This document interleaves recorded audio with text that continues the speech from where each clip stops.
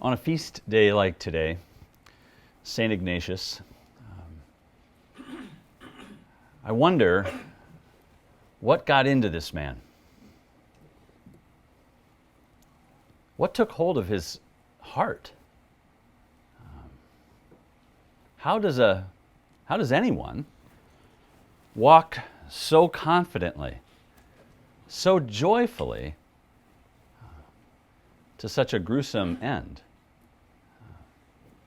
And whether it's St. Ignatius or the countless martyrs of the early church or the countless martyrs of our church today, it was said that there were more martyrs in the 20th century than in any other century in the history of the church. It should really cause us to wonder what gets into those men and women. What's happened? What have they encountered and seen that we haven't quite grasped onto? I remember studying the letters of St. Ignatius at Notre Dame as a grad student, and that day and this day it still causes a great deal of wonder and wanting. Maybe I don't want that because I don't know if I want that end, but I know that I want to want it. I want to want it.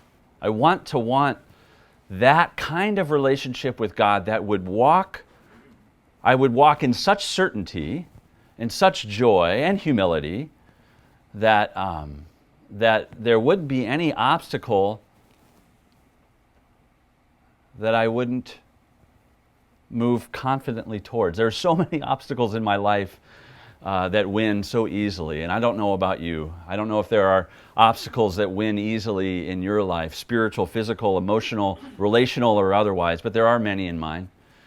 And when I hear and we celebrate a feast like today, it makes me wonder what gets into these blessed martyrs. And I think today is a day to ask that and to not decide right now what that is. To not just fill in the blank with the right answer, but to actually have a posture of wonder today. And to not believe that we've heard it, therefore I don't need to hear it again. That's not true in my life, and it's not true in any of our lives. If we haven't heard the gospel, I'm not sure what we've heard. And when we have heard the gospel, we've heard it all. Everything in theology, everything in Christianity, everything is centered and rooted there. Everything in which we live, teach, preach, and want to share is rooted and grounded in these central truths that we're talking about today. And so we come with just great humility and wonder today. A few years ago, I had an incredible opportunity to hear from one of my favorite teachers. I don't know if you've heard of him. His name is Dr. Dan Keating. He teaches at the Sacred Heart Major Seminary. And he was giving a talk to a number of missionaries. And he said, many of us, if you kind of break things down, people in the world carry kind of two simple worldviews. And they are incompatible with one another. But they really are the ways in which many of us see the world. And it's either that we walk around each and every day basically believing that we have a destiny to determine or a designer to discover. A destiny to determine or a designer to discover. And this can be true of anybody, and it could be especially true, it could be true of us, and it could be true of anyone else in our parishes and anyone else in the world, that this fault line can run straight through our hearts. Are we really living with a designer to discover, a certain awe and wonder and a fear, if you will, of the Lord, and to discover who He is and what He's made and where we fit in, and with this certain docility to our lives? Or do we have the approach that our life is our life, and our life is what we make it, and my life, I will be darned if I twist my neck and go another way, but I am setting my face towards the end that I've determined. Now again, we know, if you will, the right answer, but that doesn't make it right in our hearts. We have to look within. And I hope today, in addition to wonder, that we would be honest that I want to be honest with you about the gospel, just to proclaim what the church has given us, but I want to be honest with you too about where my life falls along this fault line. And as I do that, I'd invite you into the same honesty with yourself, with each other, and with God. Today, a day like today doesn't come along very often, and we get to hear again this great truth. Do we live with a destiny to determine or a designer to discover? And when it comes to this designer to discover, human reason alone is quite powerful. Human reason alone can actually lead us to the truth of God's existence. And there are many ways that reason helps us in this way, but I want to share 3 ways in which just reason alone can help us discover that God exists. The first is creation. Just look around. I've never been here before. This is one of the most beautiful places that I've ever been. You're probably all used to this. I am not. I think this is the biggest body of water in North America. That's just a guess. I don't know if that's true. Is that true? Okay, so that's amazing. There's oceans on the other side of the country and that side of the country, but we have this, and this is fantastic. We start just here. There are the northern lights. Has anyone seen the northern lights? If you have, you've seen God on display. Has anyone seen a starry sky, right? Just outside the bright lights of a city. I don't get that very often in the Twin Cities, but it's stunning to see it on a clear night. I mentioned the Pacific Ocean. There's nothing quite like it to stand before the roar of the waves. Or you go to the Grand Canyon. That's when I first knew that I knew that God existed. My stepdad, who, as I've shared, is close to the end of his life, he was determined that he'd take his new sons down into the canyon and across the canyon and up the canyon. 13.1 miles we did that day, and we got the shirts to prove it. I hiked the Grand Canyon. Bright Angel, that's right, and up South Kaibab. And it was an incredible experience. And I knew that we're not alone, that God brought this world into existence, and I want to discover who could make this possible.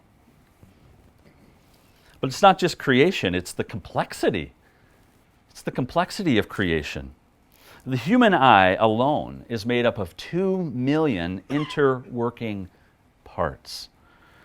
The earth is the perfect distance from the sun. If we were any closer, we'd burn up. If we were any further, we'd freeze to death. And the moon, being the perfect size that it is, and the distance from the earth and its axis, governs the rotation of the earth and thus the seasons of the earth. And Jupiter, being this massive planet, is kind of like the hockey goalie of our solar system, prevents wayward asteroids from getting too close to us. And if it isn't creation or its complexity, we can just look at our own conscience. Our own conscience points to God. And whether you've thought about it or not, each of us have an innate sense from the earliest age of right and wrong. Each of us has an innate sense of right and wrong. Where does that come from? Yes, of course, our conscience needs to be formed rightly. But I see this in my kids. Too much so. Sometimes I wish they'd stop it on fairness and justice and, Dad, blah, blah, blah, you gotta, yes, what that kid did was wrong, but anyway.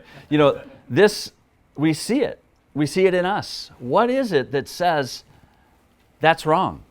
That's not fair? Or what is it in us that I remember as a little kid, if you accidentally hit somebody and you didn't mean to, you immediately apologize. What is that? Why do we do that? Well, this innate sense of a moral law points to a lawgiver, that something was given to us to help us know this right from the very start. And so human reason is an incredible gift. It's an incredible gift. It points us to the existence of God.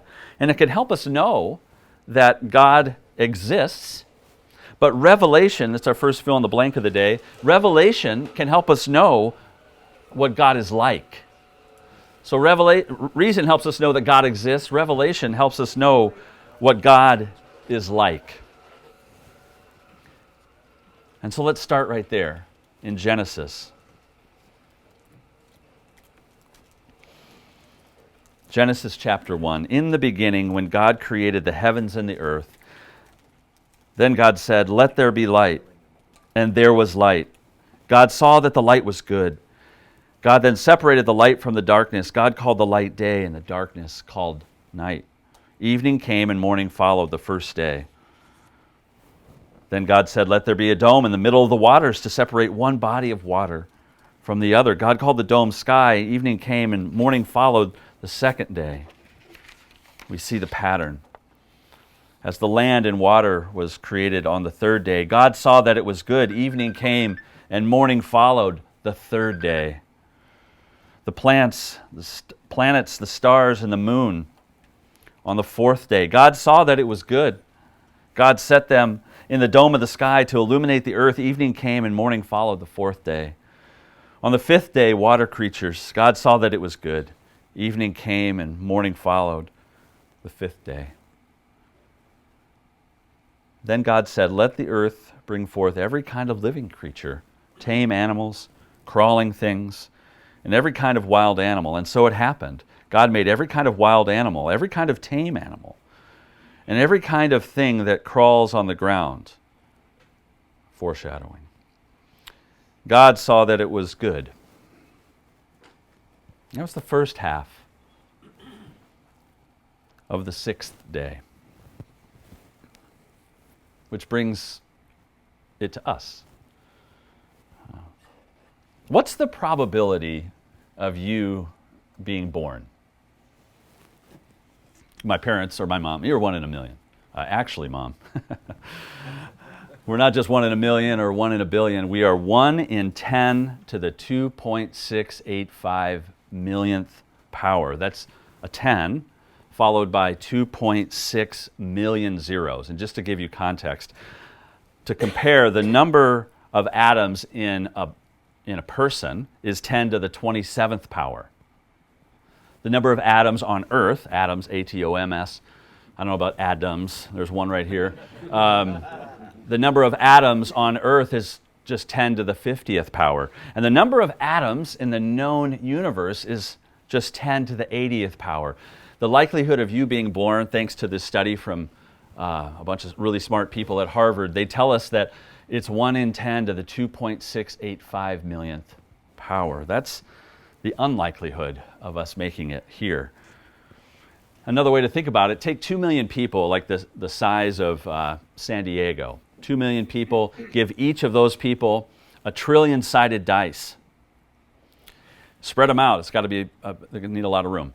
So trillion-sided dice, 2 million people, and you can guess where this is going. They each roll the dice, and guess what? The probability of you being born is that every single one of those people land on the same exact number. 550,343,279,001. That would be the unlikelihood that we make it here. And then that gives new meaning, right? When we hear the prophet Jeremiah say, rather, the prophet Jeremiah hearing from the Lord, "Before I formed you in the womb, I knew you." So you're not here on accident. In fact, God, think about that. When you were formed in your mother's womb based on God's knowledge of you. Before I formed you in the womb, I knew you. So, and God's knowledge is God's love. And out of God's love, you were created. The unlikelihood of me being here came into graphic relief a few years ago thanks to the miracle of Facebook. My older sister shared with me a newspaper clipping from 1962. That's 60 years ago right now. In 1962, my dad was in the wrong place. My dad, William O'Hara, was in the wrong place at the wrong time. Peoria, Illinois, the Rock Island Rocket. This is actually the newspaper clipping.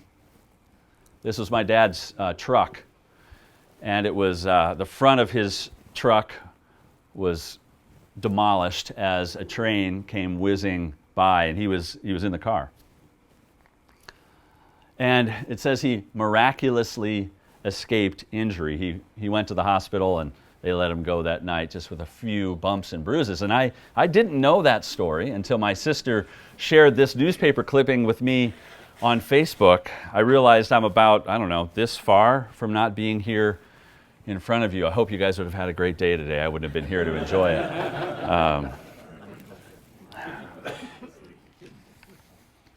And at the same time, catch this, in 1962, 60 years ago, here was where my mom was.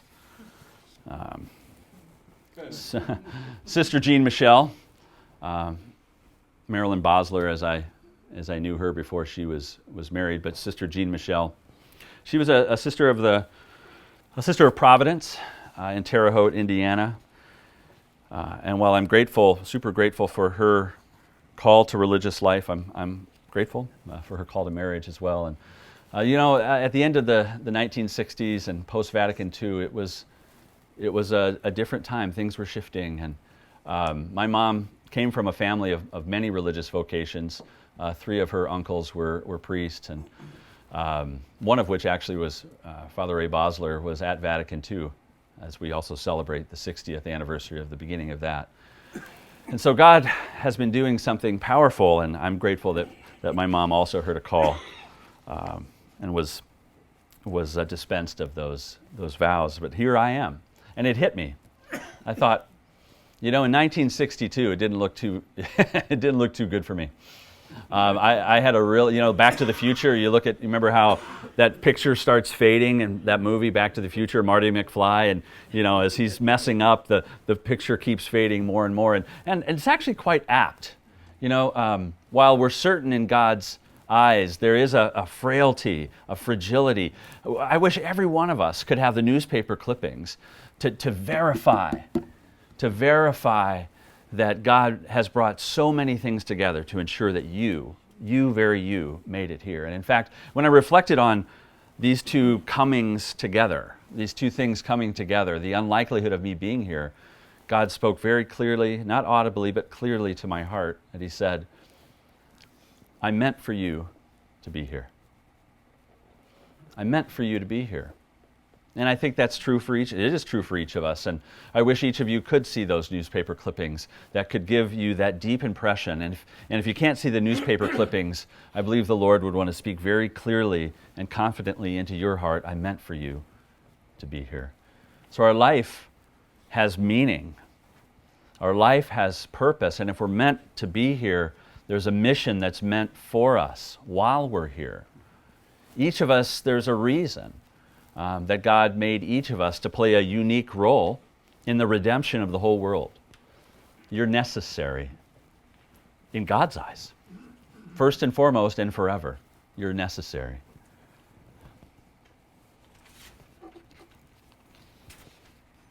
Again, the prophet Jeremiah hears, I know the plans I have for you.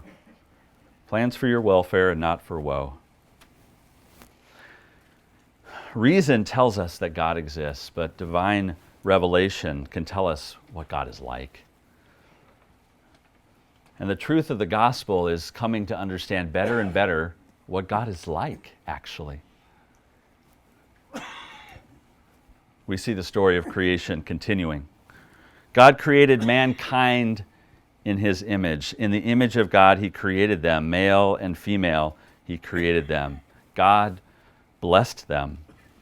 And God said to them, be fertile and multiply, fill the earth and subdue it, have dominion over the fish of the sea, the birds of the air, and all the living things that crawl on the earth. God also said, see, I give you every seed-bearing plant on the earth and every tree that has seed-bearing fruit on it to be your food, and to all the wild animals and the birds of the air and all the living creatures that crawl on the earth. I give you all the green plants for food. And so it happened. God looked at everything He had made, and found it very good. Evening came and morning followed, the sixth day. The first paragraph from the Catechism says, God, infinitely perfect and blessed in himself, in a plan of sheer goodness, freely created man to make him share in his own blessed life. That is our destiny, to share in God's infinitely perfect and blessed life. And we are creature, but unlike any other creature, we are made in the image and likeness of God, imago Dei, that we are made in the image and likeness of God, and that has some real significance for us as we start off today. And one of the points that I love that Father Ricardo made in his book is well, what, just at face value, what can we take away from imago Dei, that we're made in God's image and likeness? And I love the thing that he pointed out, and I'm not sure I'd ever thought about it quite this way, but he went it quite simply and plainly, and he said, like any icon or any image, it's meant to represent another. So our being made in the image of God is that we're here to represent God on earth. We're here to represent God on earth. To ourselves, to each other. And we're the only creature on earth, as it says in Gaudium et Spes, that God willed for its own sake, that we're never a means to an end, that we are an end in ourselves. We're never a means to anyone else's end. We're not an object. We are subject. And we're willed for our own sake. Nothing else in creation that could be said of. Everything else is, there's an instrumentalization of all things other than the human person. And it should cause us to wonder as well, what's behind that? Where does this come from? What does it really mean that we are made in the image and likeness of God? And I want to give you, there are many things that flow from this, but three things that I think can help us today. The first one, the first implication that we are made in God's image and likeness is unrepeatability. Unrepeatability.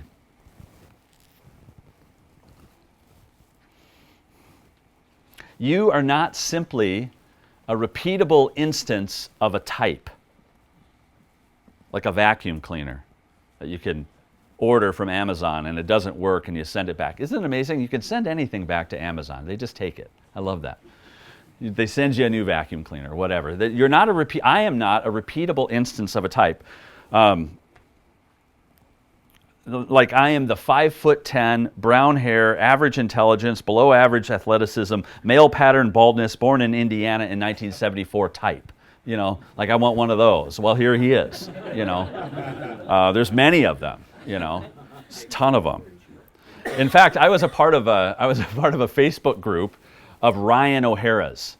This was a funny thing. This other Ryan O'Hara reached out to me, another Ryan O'Hara, and it's like, we've got a group of Ryan O'Hara's. Do you want to be in the group? I'm like, sure, sounds amazing. It wasn't amazing. They were all very strange, very weird. I was like, I don't want to know these other Ryan O'Hara's. We're not anything alike. You guys are unusual and weird. And I got out of it. But, you know, it was the Facebook group of Ryan O'Hara's. I thought, well, these must be my soul mate men or something, you know, like these are my guys, but they weren't my guys. We're not repeatable instances of a type. Another example of this is, why is it that we start with a resume when it comes to a job application, we don't finish with one? You know, a repeatable instance of a type is, here's a resume, and we can see all of the facts about the person, the accomplishments of the person.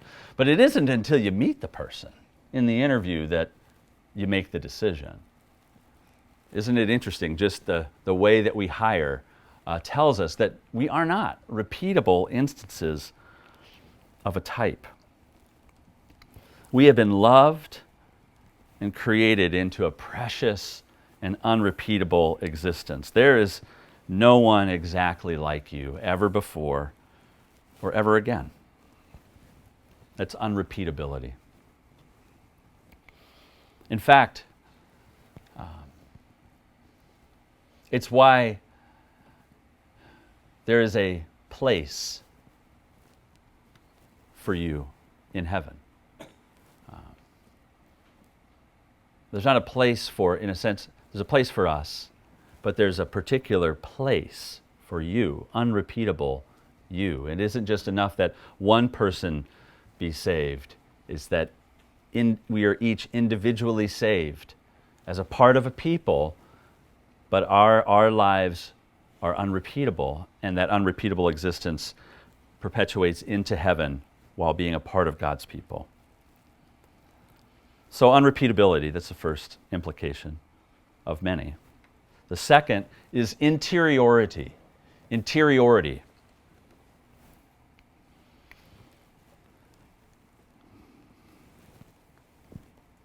How do we learn about the created world around us? Plants, rocks, trees, stars. We observe them as objects of our experience. We examine them. We perform experiments. But we're standing in front of them, outside of these things. But we know ourselves in a fundamentally different way. We know ourselves from within.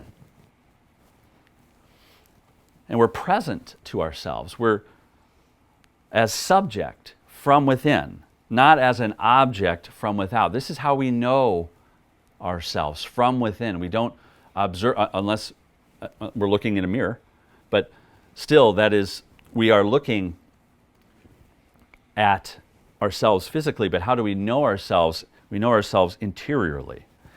And this gift of interiority changes everything. We can reflect, judge, and then act.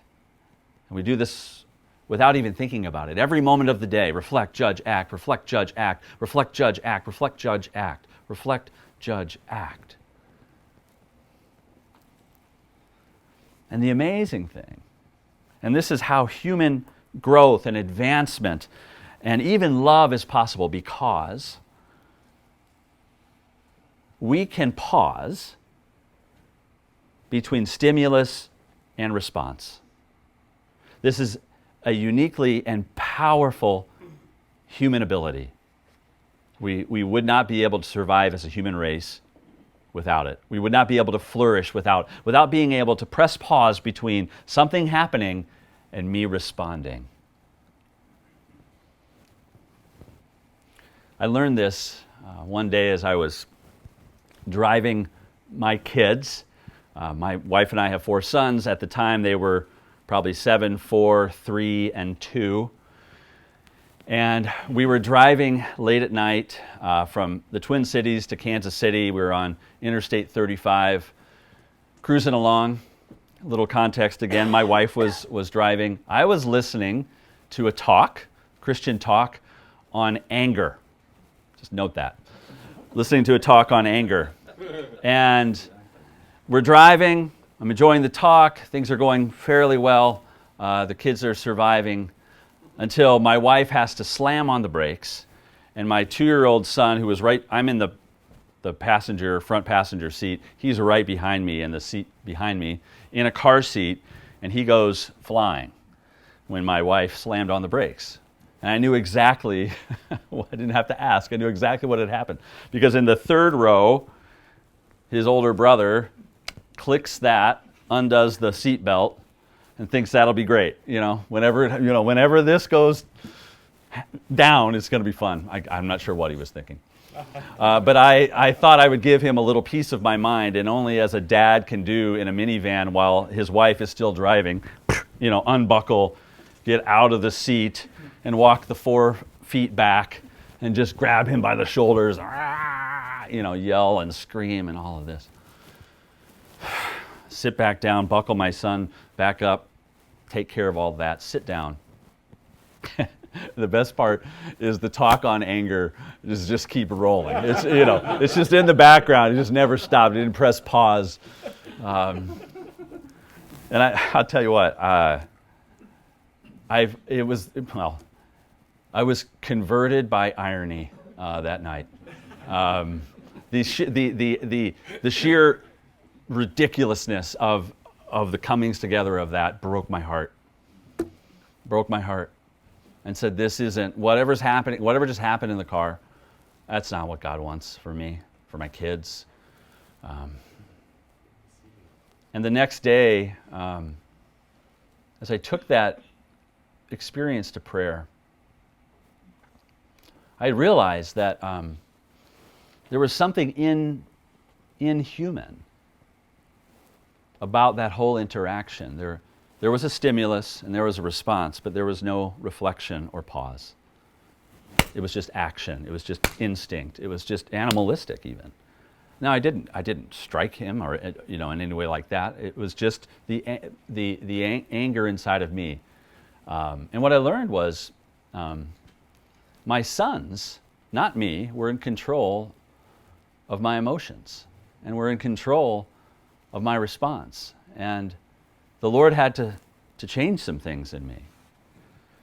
And he had to say that you're trying to find your worth, Ryan, and value and goodness as a dad through the behavior of your sons. And you get upset when they misbehave because it reflects poorly on you. He says, we're going to separate the two. Your worth, Ryan, from God comes from me, not from their actions, good or bad. Your worth and value, Ryan, comes from Jesus. And he is where you need to find and root your identity. Here comes this issue again. If it wasn't work for me initially, it was fatherhood. We'll find any sorts of things that we're good at or we want to be good at or we want to be known for. We'll find that as the root of our identity, not what it truly is as sons and daughters of God. Because what he then continued to impress upon me was that what I'm responsible first and foremost isn't their actions, but I'm responsible and I will be held responsible, accountable even, for how I respond to their actions. And this is this uniquely human gift of interiority. It makes everything that we love and hold dear in life possible. The fact that we can say no when everything in us wants to say yes, if it's not something we should choose, is world-changing. And this is part of God's gift to us. We are loved and created. We're loved and created with interiority. The final gift that I'll mention today of being made in the image and likeness of God is freedom. Freedom. With this interiority, we experience our freedom, that we are not pre-programmed to act a certain way in certain situations. And of course, in this, God took the ultimate risk. Incredible calculus, right? That we might choose or might not choose that which would be best for us, to love him in return. He took an incredible risk. The only way that love is possible is if freedom is real. If we are free to love, then love is possible. If we aren't free to love, that isn't love. And he took the risk to give us the gift of his love is to also give us the gift to walk away, the freedom to walk away. We were loved and created with freedom. And that's where we stand. Unrepeatable, with the ability to reflect, to judge, and to act, and free to choose. And as he sets this up, this sets the stage for where we go next. But I hope that we approach today with honesty, a certain wonder, and a willingness to wait through this day to allow a response that we don't decide right now, but that we allow ourselves to reflect, to judge, and as we approach the end of this day, to then act. Amen.